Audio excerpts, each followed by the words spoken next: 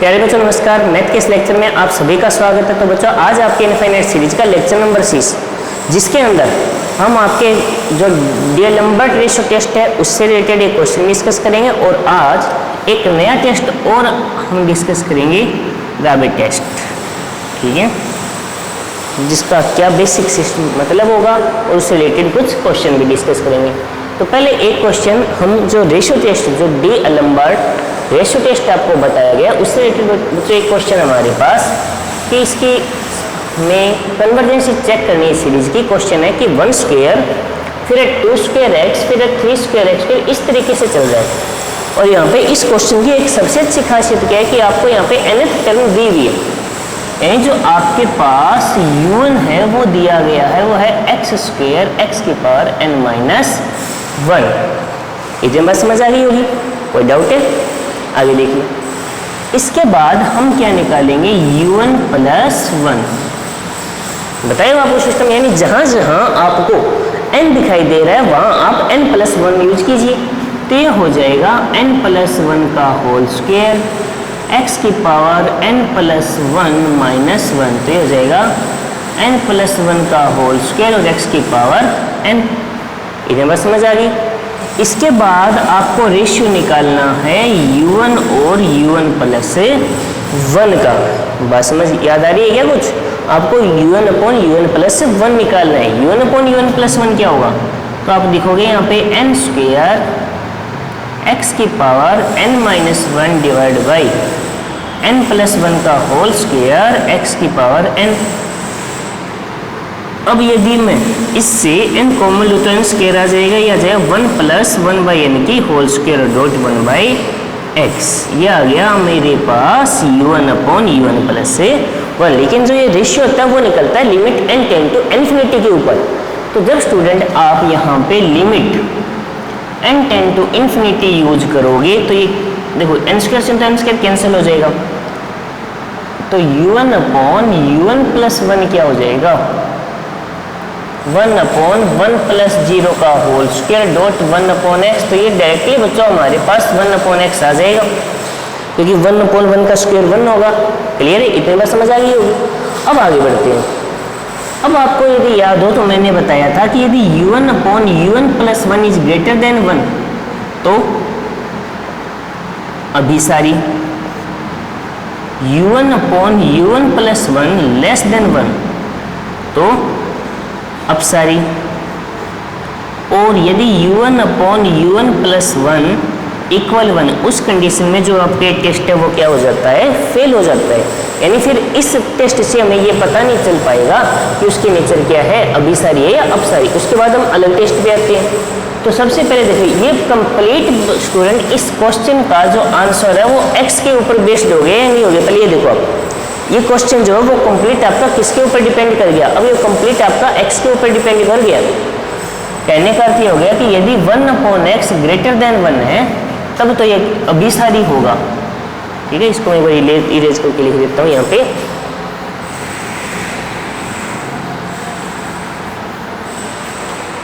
और देखिए क्या होगा, ये अभिसारी होगा। कब होगा अभिसारी? जब 1 अपॉन एक्स ग्रेटर देन 1 हो, यानी x इज लेस देन 1। ये अपसारी होगा कब? जब 1 upon x is less than 1 हो, यानी यदि x ग्रेटर देन 1 हो जाए, x इधर ले आओ उस कंडीशन में। और टेस्ट फेल कब होगा? जब x इक्वल टू 1। तो x इक्वल टू 1 के ऊपर, यानी x इक्वल 1 कैसे आएगा? 1 बाई एक्स इक्वल 1 हो, तब ये आएगा। ओके, अब इसके ऊपर स्टूडेंट आपका ये टेस्ट फेल हो रहा है, यानी जब यदि x 1 होता तो ये आपको इस टेस्ट से ये तो नहीं पता चल पाएगा कि अभिसारी या अपसारी। तो सबसे पहले हम u1 पे वापस आते हैं। u1 देखिए, u1 क्या था? n स्क्वायर 1 की पावर n-1। अब यदि n कोई फिक्स्ड टर्म है तो ये n स्क्वायर होगा। यानी स्टूडेंट हमारे पास जो u1 आया वो आ गया n square. Then limit n tend to infinity u1 क्या होगा? इन्फिनिटी होगा या नहीं होगा?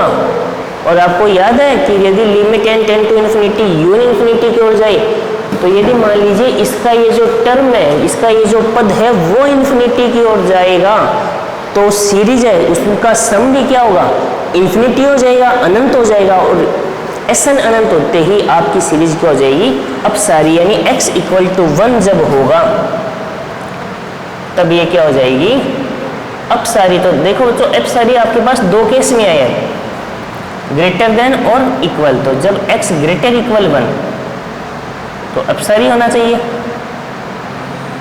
और जब x < 1 है तब ये क्या होना चाहिए, अभिसारी यानी कन्वर्जेंट। ये आपका डेल्मर रेशियो टेस्ट कंप्लीट हुआ।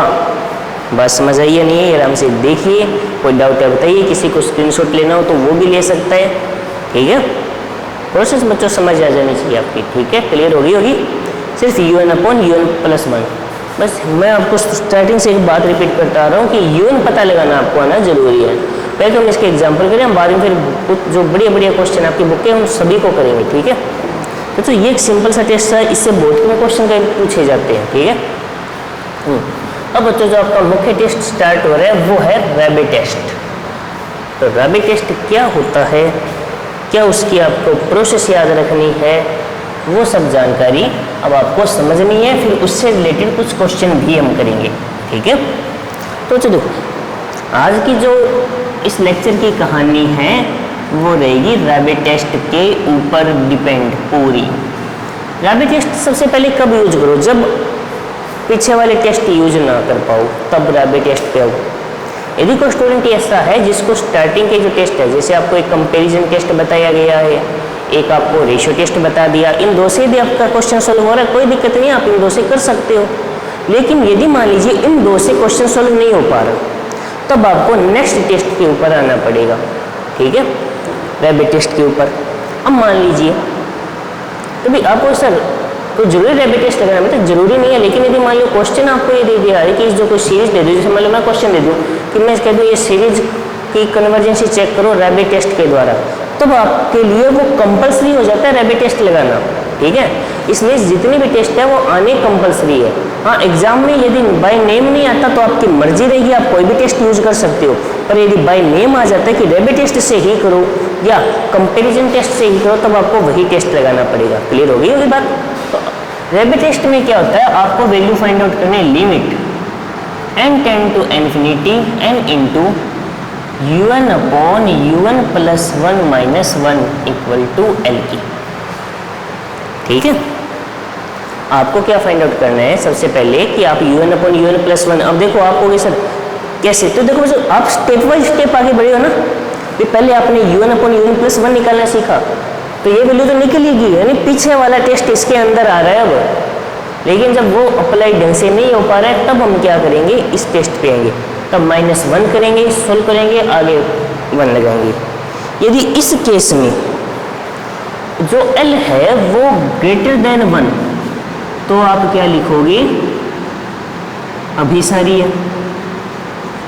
यदि L लेस देन 1 आता है तो आप क्या लिखोगे, अपसारी है। और यदि L = 1 तो फिर वापस वही बात, जो टेस्ट है वो क्या हो जाएगा, फेल हो जाएगा। यानी इस टेस्ट से फिर वो बात पता नहीं चल पाएगी कि जो दिया गया, दी गई जो सीरीज है वो कन्वर्जेंट है या डाइवर्जेंट है। क्लियर हो गई होगी बात। आपको बच्चों से ये प्रोसेस याद रखनी है, सिंपल बातें हैं, याद रह जाएगी। हाँ, मैं एक बात बार मैं रिपीट कर रहा हूँ, यहाँ पे L की फिक्स वैल्यू क्या होगी वो पता करनी जरूरी नहीं है हमारे लिए। कोई स्टूडेंट कहेगा बच्चों क्या दो, तो L की वैल्यू क्या होगी, मैं ये नहीं कह रहा हूँ L की फिक्स वैल्यू क्या है। क्वेश्चन में सिर्फ इतना बताना कि ग्रेटर देन 1 है या लेस देन 1 है, सिर्फ इतना पता करना आपको। ठीक है, ग्रेटर देन 1 पता चल गई, चाहे वैल्यू कुछ भी, उससे कोई फर्क नहीं पड़ेगा। ठीक है, तो इससे रिलेटेड कुछ एग्जाम्पल है, कुछ क्वेश्चन है, उनको सोल्व करते हैं और रैबिट टेस्ट को अच्छी तरीके से समझते हैं, क्योंकि जितनी ज़्यादा क्वेश्चन पर प्रैक्टिस करोगे उतने ज़्यादा आपके लिए बेटर रहेगा। तो क्वेश्चन स्टार्ट कर रहे हैं आज रैबिट टेस्ट के। क्वेश्चन देखिए,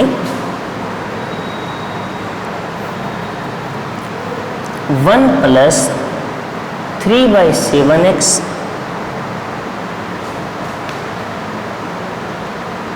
(3.6 / 7.10 x²), फिर 3, 6, 9 7 10 13 एक्स क्यूब, फिर आगे क्या है 3 6 9 12 upon 7 10 13 16 x4 plus dot dot.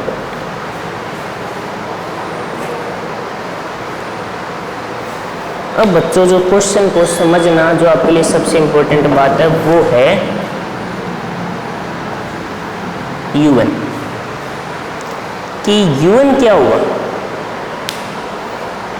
अब सीरीज देखने पर आपको कोई स्टूडेंट, हाँ हो सकता है किसी स्टूडेंट को डायरेक्टली समझ आ जाए, लेकिन कुछ बच्चे ऐसे भी होंगे जिनको डायरेक्टली ये बात समझ में नहीं आएगी कि भाई UN क्या होगा। तो देखो सबसे पहले यदि आप देखो तो सिर्फ ये जो स्टार्टिंग वाला जो 1 है वो आपको कंफ्यूज करेगा कि उसका कोई तरीके से इससे रिलेटेड कोई टाइप का लग रहा है क्या, नहीं लग रहा। तो मैं क्या कर रहा हूँ, मैं इस सीरीज को दोबारा लिख रहा हूँ, मैं स्टार्ट कर रहा हूँ यहाँ से। अब आपको कैसा स्टार्ट क्यों किया है, तो स्टूडेंट मेरा इसका यही आंसर रहेगा कि मैंने आपको बताया था कि यदि किसी इनफाइनाइट सीरीज से कोई एक फाइनाइट टर्म को हटा दिया जाए या एक्स्ट्रा लिख दिया जाए तो दी गई सीरीज की जो नेचर है वो चेंज नहीं होती। हम वैल्यू के ऊपर चर्चा नहीं कर रहे, हम उसके नेचर के ऊपर चर्चा करें। हमें सिर्फ ये पता करना है कि इन सब का जो सम यानी जो योग होगा वो क्या होगा, परिमित है या अपरिमित है। हमें सिर्फ उसके ऊपर चर्चा करनी है, ये नहीं कि कितना है। ठीक है, तो यदि मैं उससे 1 हटा दूं तो परिमित है तो 1 हटाने पर भी परिमित रहेगा, अपरिमित है तो 1 हटाने पर भी अपरिमित, यानी उसकी नेचर चेंज नहीं होगी। ऐसा करने से बेनिफिट क्या मिलेगा कि हमारा जो UN है वो बहुत बेटरली समझ आएगा। देखो आप समझने की कोशिश करो स्टूडेंट सब। 3 पहले पद में 3, दूसरे पद में 3.6, 3 एकम 3, 3 दूनी 6, फिर 3 6 9, चौथे पद में, यानी एक तरीके से 3 की टेबल नहीं चल रही है। फर्स्ट टर्म में 3 into 1 तक आई, सेकेंड टर्म में 3 into 2 तक समाप्त कर रहे हैं, हाँ फर्स्ट आ ही रहे। थर्ड टर्म में 3 into 3 तक आ रहा हूँ, फोर्थ टर्म में 3 into 4 तक आ रहा हूँ। तो एक रिजल्ट क्या बनेगा 3 6 9, इस तरीके से 12 में चलता हुआ मैं कहाँ जा रहा हूँ, 3n तक जा रहा हूँ या नहीं जा रहा हूँ, यस और नो, यस।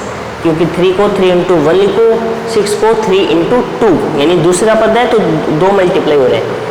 9 है 3 into 3, 12 है 3 into 4, क्लियर हो गया। x की पहले पद में x की घात 1, दूसरे में x की घात 2, तीसरे में x की घात 3, चौथे में x की घात 4, तो nवें पद में x की घात कितनी आएगी, n आएगी। अब नीचे जो 7 10 13 ये किसी को सही समझ नहीं आ रहा, लेकिन आप देखो ये 80 है। 7 10 13 इस तरीके से इसका nवां पद पता कर लो ना आप। वैसे 3 minus 10 plus 1 होना चाहिए, जो भी है फिर भी आप देखो 3n plus 1 होगा ये। 7 plus n minus 1 into 3, तो ये हो जाएगा 7 plus 3n minus 3, यानी 3n plus 1 तक जा रही है। कैसे देख लो, 3 दूनी 6 plus 1 7, 3 ठीक है, ये एक एक्स्ट्रा जा रही है ना, कोई डाउट आ रहा है? तो बच्चों यहाँ पे 4 आएगा, सॉरी यहाँ पे 4 आएगा। तो देखो 3 एकम 3 प्लस 4 7, 3 दूनी 6 प्लस 4 10, 3 3 9 प्लस 4 13, क्लियर। सॉरी यहाँ पे 17 है, सॉरी क्लियर हो गया होगा, 17 नहीं होगा 16, ये 3 चौके 12 प्लस 4 16, ठीक है। सर यहाँ पे मिस्टेक है, 16 बच्चों सही है। तो यहाँ से ये जो टर्म चल रही है वो चल रही है 7 10 13 इस तरीके से 3n plus 4, या इसको ऐसे भी लिखा जा सकता है 3 into n plus 1 plus 1 के फॉर्म में भी लिखा जा सकता है, क्लियर है। आगे बढ़ते हैं। तो अब बच्चों इस क्वेश्चन को हम सॉल्व करते हैं और आगे देखें। तो अब हमारा उद्देश्य रहेगा u1 अपॉन u1 प्लस 1। तो 3 6 9 12, 3n तो आएगा, डॉट आ जाएगा 3 इंटू एन प्लस 1, ठीक है। 7, 10, 13 इस तरीके से तो आएगा, 3n प्लस 4 तो आएगा, n की जगह ये लिखोगे तो हो जाएगा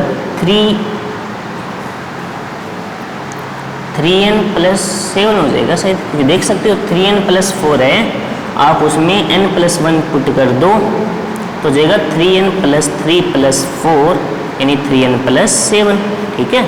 और आ जाएगा x की पावर n प्लस 1। तो बताइए बच्चों, इतनी बात समझ आई या नहीं आई? कोई डाउट है किसी को? क्लियर हो गया होगा सारा सिस्टम। इसके बाद अब आपको क्या फाइंड आउट करना है, u1 अपॉन u1 प्लस 1 को फाइंड आउट करो। सबसे पहले आपको क्या फाइंड आउट करना है, u1 अपॉन u1 प्लस 1 को फाइंड आउट कीजिए, वहीं से हमारा रिजल्ट क्लियर हो जाएगा। देखिए तो u1 अपॉन u1 प्लस 1 क्या होगा, पहले हम रेशियो टेस्ट पे ही आ रहे हैं। तो 3, 6, 9, 12 इस तरीके से मैं चलता हूँ, 3n डॉट एक्स की पावर n डिवाइड बाई 7, 10, 13 इस तरीके से ये आएगा 3n प्लस 4। थोड़ा ये रिवर्स हो जाएगा, 7, 10, 13 ये 3n प्लस 4, 3n प्लस 7, ठीक है। वो आ जाएगा 3, 6, 9, 12 3n प्लस 1, ये x की पावर n प्लस 1 मैं यहाँ पे नीचे लगा रहा हूँ। तो देखिए जो जो कैंसिल हो रहे हैं वो ये सारे स्टेप यहाँ तक कैंसिल, ये सारे पद यहाँ तक कैंसिल, यानी जो रिजल्ट बचेगा वो क्या होगा, 3n plus 7 upon 3n plus, sorry ये वैल्यू थी ना 3 डॉट n प्लस 1 है बेटा, ये कि 3 डॉट n प्लस 1 तो 3n प्लस 3 होगा, ठीक है। 3n प्लस 3 और ये आएगा 1 अपॉन x। अब यदि मैं इन ऊपर नीचे डिवाइड करके कैंसिल कर दूं तो ये हो जाएगा 3 plus 7 upon n, 3 plus 3 upon n dot 1 upon x, ये आ गया u1 अपॉन un प्लस 1। तो जब limit n tend to infinity रहेगा, जब रेशियो टेस्ट फेल हो जाएगा मैं वहाँ पे करूँगा, ठीक है। तब लिमिट n टेंड टू क्या रहेगा, इन्फिनिटी रहेगा, तो वो हो जाएगा u1 अपॉन un प्लस जो 1 है वो बनेगा 3 अपॉन 3 डॉट 1 अपॉन x, यानी कंप्लीट इसकी डिपेंडेंस किसके ऊपर होगी, 1 अपॉन x के ऊपर डिपेंड हो गया ये पूरा का पूरा, ठीक है। तो वही प्रोसेस अभी सारी होगा, अब जब 1 अपॉन एक्स ग्रेटर देन 1 हो यानी x लेस देन 1 हो। अब सारी होगा जब 1 अपॉन एक्स लेस देन 1 हो यानी x ग्रेटर देन 1 हो। क्लियर हुआ? और फेल कब हो जाएगा टेस्ट, जब x इक्वल टू 1, और जब x इक्वल टू स्टूडेंट 1 होगा उस कंडीशन में आपका u1 क्या हो जाएगा, आपका u1 हो जाएगा 3, 6, 9, 12 3n चलता रहेगा 7, 10, 13 3n प्लस 4, कुछ ऐसा। इतनी बात दिमाग में बिठाओ, कुछ समझ आई या नहीं आई, कोई डाउट है तो बताओ। क्लियर है? आराम से एक बार स्टूडेंट इसको देखो, जो भी आपको कन्फ्यूजन लग रहा है वो मुझे बताओ ताकि हम इसको आगे सोल्व करें।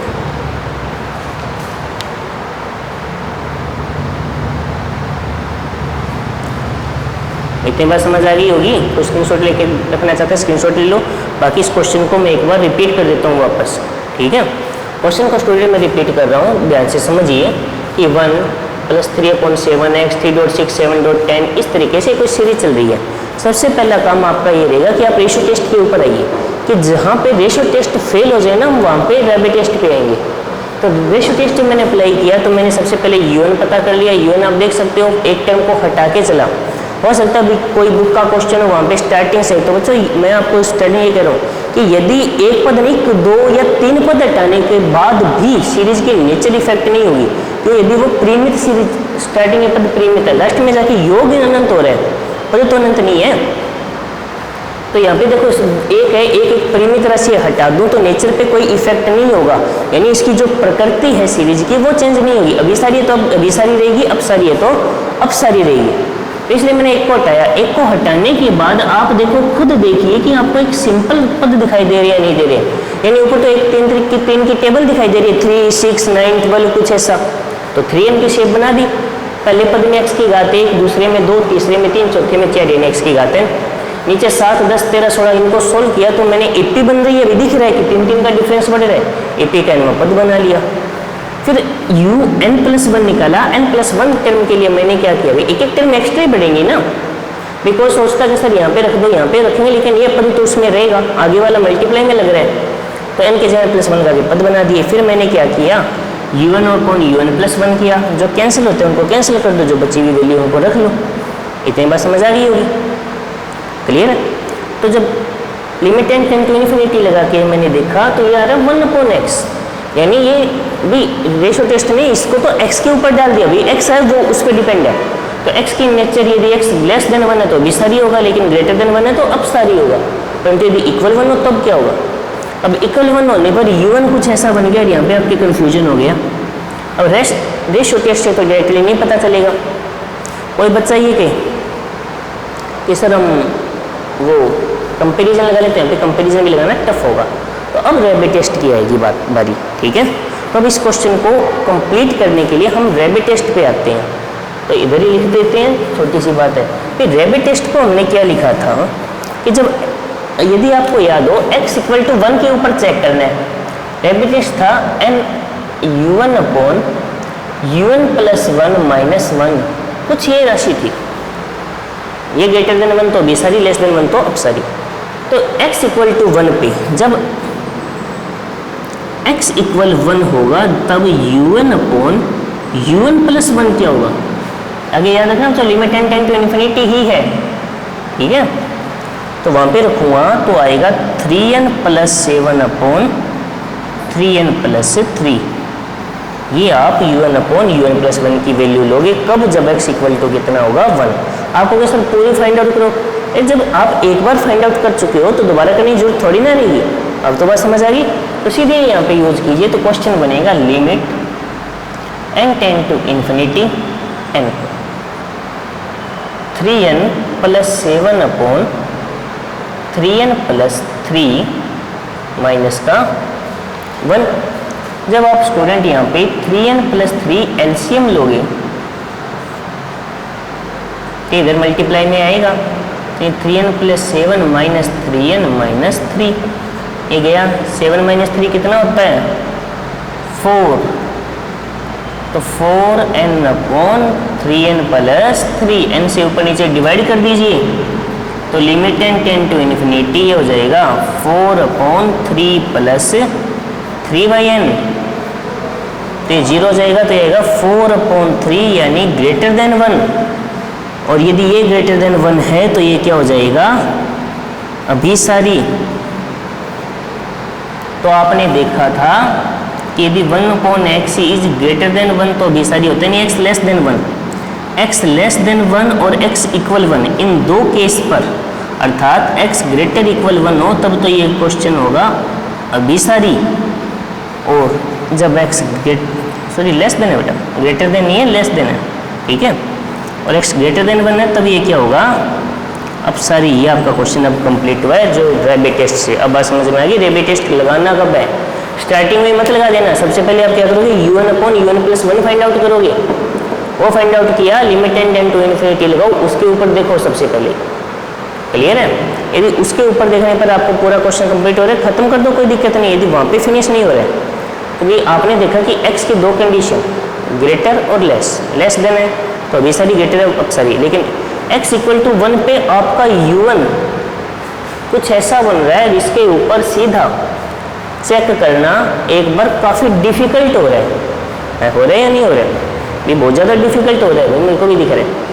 तो डिफिकल्ट होने की वजह से हमने इस पर फिर रैबिट टेस्ट लगाया। तो x=1 के ऊपर क्वेश्चन के अकॉर्डिंग आपको UN/UN+1 चाहिए कब, जब x=1 है, क्योंकि फिर तो वही हुआ है ना वो टेस्ट। पता कर लिया, ये वैल्यू आई, फॉर्मूले में रख के सोल्व करो n टेंड टू इन्फिनिटी लेकर। यदि ये भी ग्रेटर देन 1 है तो भी सारी, लेस देन 1 है तो अब सारी। तो बताइए बच्चों, आपको टेस्ट अप्लाई करना समझ आया या नहीं आया? ये आपका रैबिट टेस्ट कंप्लीट है। तो आज के इस लेक्चर में मैंने आपको रैबिट टेस्ट क्या होता है उसकी जो प्रोसेस है वो समझाइए एक बार। हाँ, ये नहीं है कि भी हाँ एक ही एग्जाम्पल करेंगे, ये नहीं है। नेक्स्ट लेक्चर कंप्लीट आपका जो रैबिट टेस्ट है आपकी बुक के एग्जाम्पल आप खुद करोगे, ठीक है। हाँ, मैं देख लूँगा यदि मुझे कोई एग्जाम्पल लगा जो आपको बताने लायक है तो वो मैं ज़रूर सॉल्व करवाऊँगा। बाकी जितने भी क्वेश्चन है जो आपकी बुक के कुछ मुख्य क्वेश्चन है जहाँ पे कुछ क्वेश्चन ऐसे होंगे जहाँ पे आपको यूएन में डाउट आएगा, पॉसिबिलिटीज़ है कि यूएन में आपको दिक्कत आ सकती है, तो जिनमें यूएन में दिक्कत आ रही है वो क्वेश्चन सॉल्व करेंगे, या जो कुछ टफ क्वेश्चन हो सकते हैं जहाँ पे कैलकुलेशन टफ होती है उनको सॉल्व करेंगे। पहले रैबिट टेस्ट कंप्लीट करने के बाद ही हम आगे बढ़ेंगे। तो बच्चों नेक्स्ट लेक्चर पूरा आपका रैबिट टेस्ट के क्वेश्चन पे रहेगा। हाँ, तब तक के लिए एक बार इस मेथड को तैयार कीजिए और कोई डाउट हो तो मुझसे पूछिए, ठीक है बच्चों। तो लेक्चर के लिए इतना ही, तब तक के लिए टेक केयर, धन्यवाद।